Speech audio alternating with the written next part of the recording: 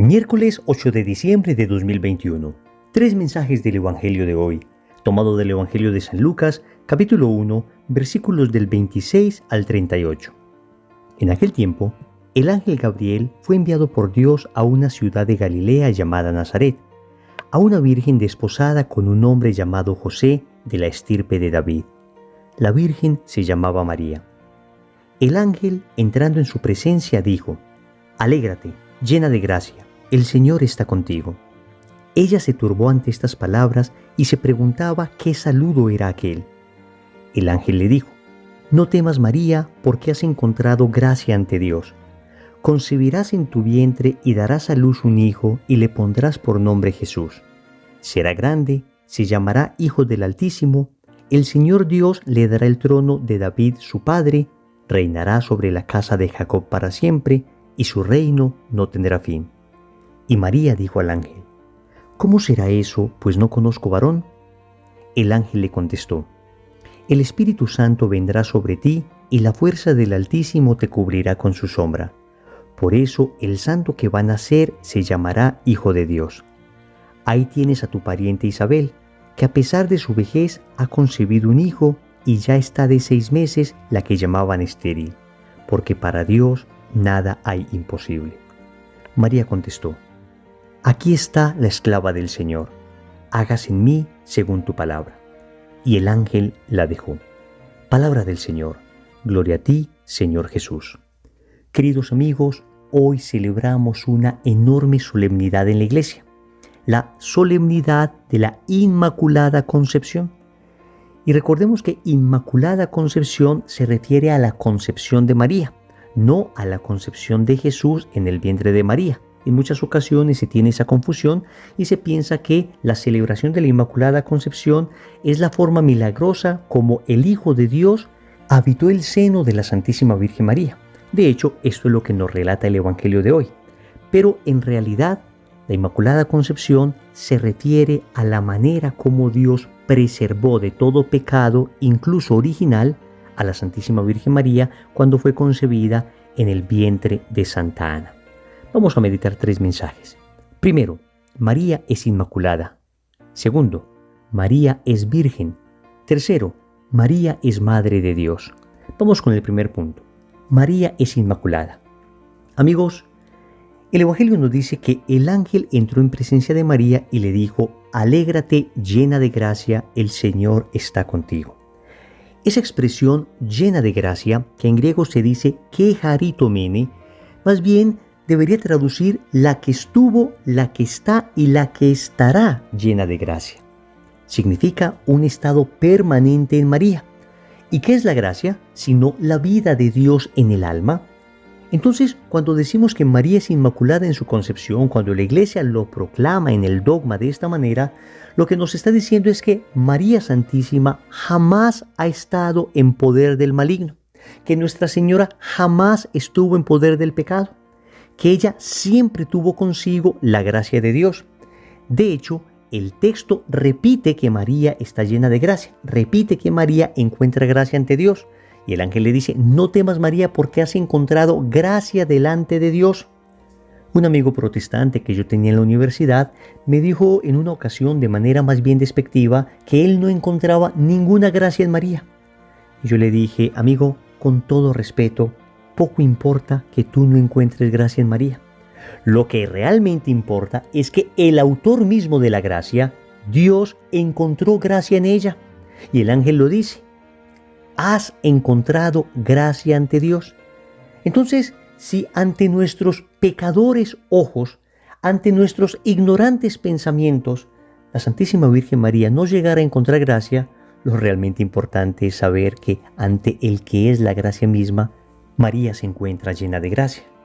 Es como si yo dibujase un cuadro y de repente viniese una persona que no tiene la menor idea del arte y me dice que no le gusta el cuadro. Pues la verdad es que poco importa que una persona que no conozca de arte no sepa admirar una obra. Pero si de repente viene Miguel Ángel, viene Leonardo da Vinci, viene Goya, viene algún gran pintor y admira la obra y dice que es una obra de arte, pues la verdad es que vale el juicio de aquel que es experto. Y en términos de gracia, Dios es el experto y es Dios el que ha encontrado gracia en María. ¿Y por qué ha encontrado gracia en María?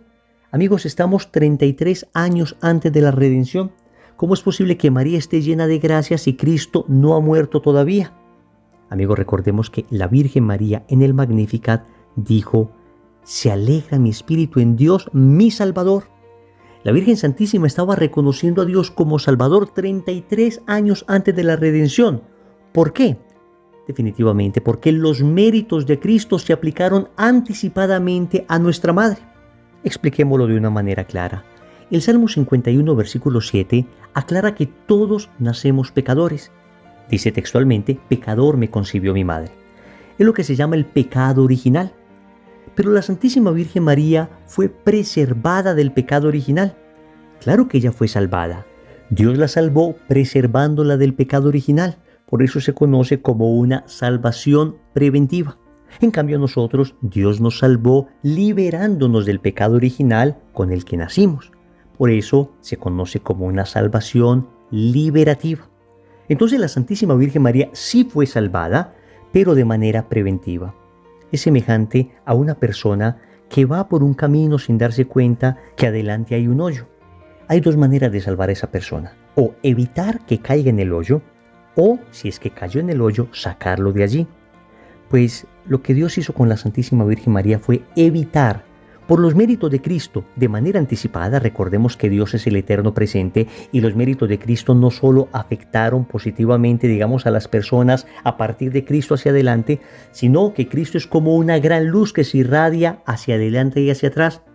La gracia de Cristo abarca a toda la historia de la humanidad. Entonces, la Santísima Virgen María, de manera preventiva, fue salvada del pecado. Y esto nos recuerda la importancia de la vida de la gracia. Cuando tú y yo nacemos, nos bautizan rápidamente, porque al momento de nacer estamos con el pecado original, pero en el momento en que somos bautizados, la gracia de Dios habita en nosotros. Esto de la gracia de Dios no es otra cosa que la vida de Dios en nuestra alma. La naturaleza de Dios se nos participa. Si pecamos mortalmente, perdemos esa gracia, pero la podemos volver a recuperar a través del sacramento de la reconciliación. Y podemos acrecentar esa gracia con el ejercicio de las virtudes, especialmente de la caridad, con la oración, con la mortificación. Esa gracia hay que cuidarla como el más grande tesoro, al punto que un santo como Domingo Sabio decía: «Prefiero morir antes que pecar». Es decir, es más importante preservar la gracia incluso que preservar la vida. Y los mártires han estado dispuestos siempre a dar la vida antes que perder la gracia. Familia, si no estamos confesados, ¿qué estamos esperando? Y si lo estamos y estamos viviendo en gracia, a cuidar ese estado como el más grande tesoro. Segundo, María es virgen. El Evangelio nos dice en un solo versículo 2 veces que María es virgen. Es el único versículo donde en 2 ocasiones se llama virgen a alguien. En toda la Biblia no hay otro versículo así. Dice el texto: «En aquel tiempo el ángel Gabriel fue enviado por Dios a una ciudad de Galilea llamada Nazaret, a una virgen desposada con un hombre llamado José, de la estirpe de David. La virgen se llamaba María». Miren que el Evangelio quiere resaltar la virginidad de María. Y esto precisamente porque se está cumpliendo una profecía del Antiguo Testamento. En Isaías capítulo 7, versículo 14, el Señor profetizó que el Mesías nacería de una mujer virgen. Y así dice el profeta: «El Señor pues les dará esta señal: la virgen está embarazada y da a luz un varón a quien le pone el nombre de Emmanuel», es decir, Dios con nosotros. Hasta aquí el texto del profeta Isaías.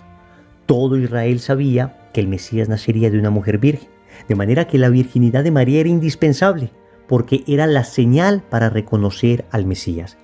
De manera que María debía permanecer virgen porque la señal debía ser evidente. Una señal se da para que sea visible. Y si Israel, según la profecía de Isaías, iba a reconocer al Mesías porque su madre era virgen, pues no tiene sentido que de repente la virgen aparezca con 3, 4, 5, 7 hijos y que después la gente diga: «A ver, ¿este es el Mesías? ¿Y la mamá es esta que llaman virgen con 7 hijos?» Israel no podría reconocer al Mesías así. En cambio, si veían al Mesías y veían a su mamá, que no tenía más hijos porque en la cruz Jesús se la tuvo que dejar a su apóstol Juan, y hubiera sido una tremenda injusticia, hubiera sido un atropello de parte de Jesús que si él tuviese más hermanos, si María tenía más hijos, hubiera sido, repito, un atropello que le hubiera dejado a su madre a un apóstol. Por consiguiente, María no tenía más hijos. Entonces, si esta era la señal, entonces María debía ser virgen antes del parto, en el parto y después del parto. Por eso, cuando el ángel le dijo a María que concebiría a un niño, la Virgen responde: ¿cómo será esto si no conozco varón? Es una respuesta bien extraña de la Virgen, y solo se entiende adecuadamente si afirmamos que la Virgen María había hecho ya un voto de virginidad. Noten que el ángel le dice que ella concebirá un niño. El texto nos dice que ella estaba prometida con José. Lo natural sería que ella pensara: si voy a concebir un hijo, lo voy a concebir de José. Pero María responde: no conozco varón, y responde en presente, porque en realidad ella no está simplemente hablando de su situación actual. Ella está hablando de un estado habitual que ella había tomado la decisión de seguir. Les ilustro esto con un sencillo ejemplo. Supongamos que usted me dice a mí: Wilson, mañana vamos a ir a una dulcería donde te voy a invitar a comer chocolatinas. Y yo te respondo: ¿cómo puede ser esto si yo no como dulce? Tú estás entendiendo con esa expresión no que en este momento no estoy comiendo dulce, sino que mañana tampoco comeré dulce. Es decir, que mi estado habitual es el de no comer dulce. Pues esto fue lo que le respondió la Virgen al ángel. ¿Cómo puede ser esto si yo no conozco varón? Le está diciendo al ángel: mi estado habitual es no conocer varón. Por eso muchos padres de la Iglesia ven en estas palabras de la Virgen María un voto de virginidad que ella había hecho. El caso es que el Catecismo de la Iglesia Católica, en el numeral 499, dice con claridad que nosotros creemos en la virginidad real de Nuestra Señora. Escucha: la profundización de la fe en la maternidad virginal ha llevado a la Iglesia a confesar la virginidad real y perpetua de María, incluso en el parto del Hijo de Dios hecho hombre. En efecto, el nacimiento de Cristo, lejos de disminuir, consagró la integridad virginal de su madre. Hasta aquí el catecismo. De manera, queridos amigos, que defendemos la virginidad de María porque defendemos el mesianismo de Cristo, porque esta era la señal que Israel tenía para reconocer al Mesías. Pero eso nos dice algo hoy a nosotros, y es que debemos nosotros pedir mucho al cielo la gracia de la pureza, la gracia de la castidad. Es uno de esos dones indispensables para aprender a amar adecuadamente. En el noviazgo, la castidad de los novios les prepara para la fidelidad en el matrimonio. En el matrimonio también hay que vivir la pureza, viviendo una sexualidad sana, una sexualidad bella como Dios la quiere, una sexualidad humana. La castidad es un don bellísimo. Ciertamente, en un mundo tan pansexualizado como el nuestro, no siempre es fácil guardarse puro. Pero amigos, aunque la pureza, la castidad, la limpieza interior sea un árbol de raíces amargas, les aseguro que es un árbol de dulcísimos frutos. El fruto de la castidad es precioso y vale la pena todo el esfuerzo, que siempre tiene ayuda de la gracia, siempre Dios ayuda en ese esfuerzo. Vale la pena todo ese esfuerzo para saborear el fruto del amor verdadero, producto de la castidad. Tercero, María es Madre de Dios. El ángel le dice a María: el Espíritu Santo vendrá sobre ti y la fuerza del Altísimo te cubrirá con su sombra. Por eso el santo que va a nacer se llamará Hijo de Dios. Amigos, el ángel le está diciendo a María: usted va a ser la madre del Hijo de Dios, es decir, de Dios mismo. Es el ángel el que llama a María Madre de Dios. El ángel no le dice: usted va a tener un hijo que es hijo de Dios, pero usted va a ser solamente madre de su parte humana. Es que no nos vamos a confundir. No es que una persona pueda ser madre solo de una parte de su hijo. La madre es madre de la persona completa. Y Cristo es persona divina. Por consiguiente, María es Madre de Dios. Evidentemente, María no le dio la divinidad a Cristo. La divinidad precede a María. Sin embargo, María es madre de ese que es Dios. Les pongo también un sencillo ejemplo. Supongamos que Rosa es madre de Juan. Y supongamos que Juan es presidente. Podemos decir sin ningún temor a equivocarnos que Rosa es madre del presidente. Claro, Juan es presidente Luego, Rosa es madre del presidente. ¿Rosa hizo presidente a su hijo? No. ¿Existía la presidencia antes de Rosa? Sí. Y sin embargo, nadie se asombra si digo Rosa es madre del presidente. Lo mismo pasa con María. María es madre de Jesús. Jesús es Dios. Luego, María es madre de Dios. No significa que María haya hecho a Dios. No significa que Dios no exista antes que María. Lo único que significa es que María, Nuestra Señora, dio carne al Verbo eterno del Padre. Con su sí, ese Verbo se encarnó y María es madre de la persona divina de Cristo. No es difícil de entenderlo, amigos. Basta tener fe y lógica. Pero María además es madre nuestra. Porque si ella es madre de Cristo, que es la cabeza de la iglesia, también es madre del cuerpo. Nadie puede ser madre solo de una cabeza. Es madre también del cuerpo místico, que somos nosotros, la iglesia. Y por eso en Juan capítulo 19, versículos del 25 al 27, Jesús le dice a su apóstol: Hijo, ahí tienes a tu madre. Y le dice a su madre: Mujer, ahí tienes a tu hijo. Y el texto nos dice que desde aquel momento el discípulo se la llevó a su casa.